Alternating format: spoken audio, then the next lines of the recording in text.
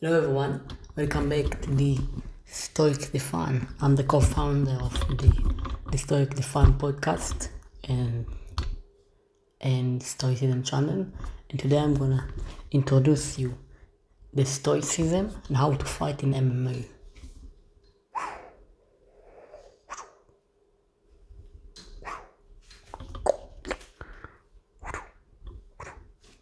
Just kidding. So I'm gonna introduce you the most famous MMA fighters that are currently using the MMA principle. I'm gonna reveal each one of them use. So as you guys know, stoicism is one of the most valuable characteristics to have for a combat sport career. It's filled where emotion and tension, where emotions are there. So the ability not to linger on these thoughts allows people to achieve a state of a clarity. So looking across of MMA, you can fight athletes who have utilized the principle of stoicism to take them to peak sports, some of which I will outline here. But before this section, individual fighters, we should first outline what stoic fighter might look like. Contrary to what every self-proclaimed 15-year-old Sigma says, stoicism are not really emotionless, right? So we just say philosophical quotes whenever the friend does something slightly gratifying. I won't bore you with a concrete definition, but the general idea of stoicism is to live a life, is to use virtue, is to use really virtue. So, to operate and live free of judgment and focus on what you can control. So, in the world of sport, even sports in general, stoic behavior are much harder to cultivate and maintain because of constant temptation that come with being successful in any competitive field. So let's discover Fedor Emelianenko.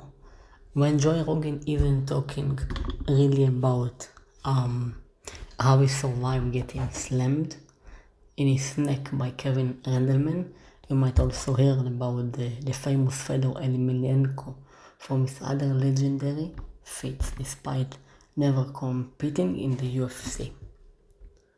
So, Fedor is using the stoicism. I believe a big part of his game had nothing to do with how he fought, but how he conducted himself. So, which aligns quite with the stoicism.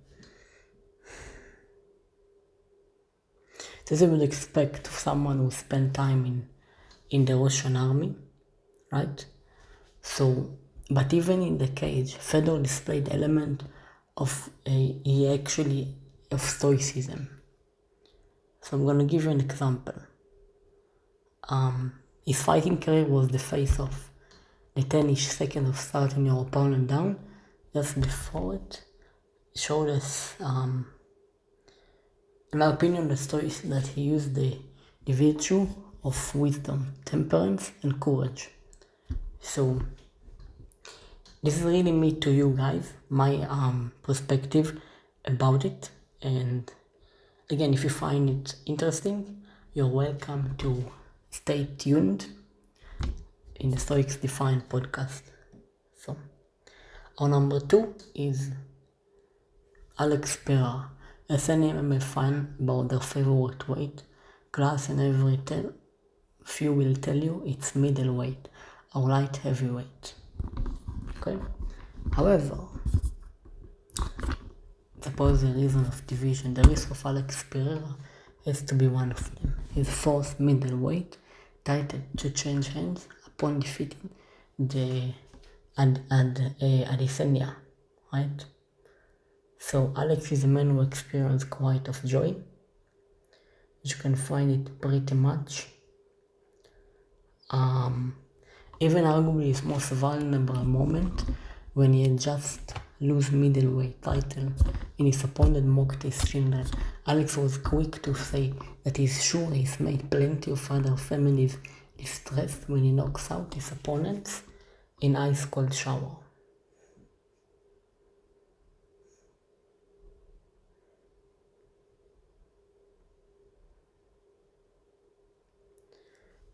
So in my opinion, he used the virtue of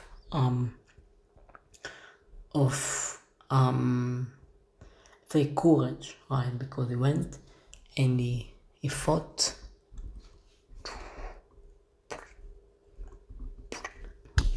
He fought, and this is my opinion about him. So our last one is Corey Sandhagen. All five have talked about Corey separating himself. In fact, it's something that he has been very open about. Okay, so the subsequent loss to former champ led Corey to adopt, and then he decided to enter the cage with the level of anger. The ferocious kind of attitude paid him dividends. So he mocked out Marvelous Morris with a spinning, landed infamous flying kick to Frankie Edgar. Okay? So, intensity alone wouldn't be enough to deter the light of division.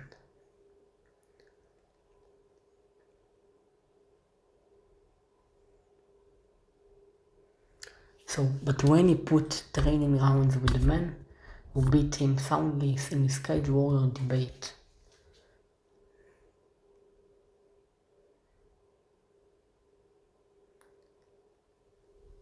although he's not working definition of mindfulness, he used the concept of stoicism to gain massively, okay, and compete shot over Marlon Vera was reflected on 2-3 judges' scorecard.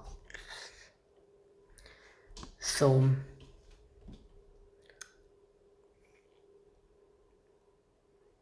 the move of first Corey Sandhagen after the Sterling fight was unfilled by the same passion that Stoics aim to avoid at all costs, one being anger, possibly fear, and malice depending on your interpretation.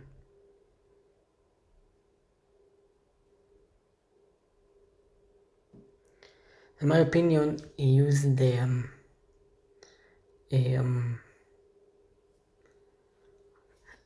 was affected by the situation, but then with the stoicism largely endorsed and mirrors. So Sandhagen has benefited from becoming more mindful in Stoic's approach to fighting. So now, my perspective about it, that even if you go to MMA or any martial arts, right, you're going to the ring, right?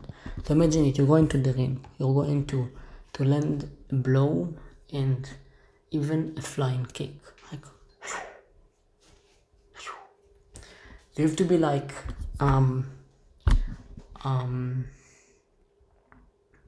you have to use stoicism in your principles, okay? So don't forget this line: courage, temperance, and wisdom. Okay, so the Stoics believed that these three virtues really will help you in MMA or in also in Taekwondo or whatever sport you're basically dealing with. So if you're using that, it will really help you to win any fight. Take me for example, I also use it, right? I'm not fighting, but this is actually good point for you guys. So if you find it interesting in your MMA fighting, let me know in the comment section if you want to, and stay tuned. I hope you guys enjoyed this episode on Stoicism and MMA, mixed martial arts. Oh, and stay tuned for more.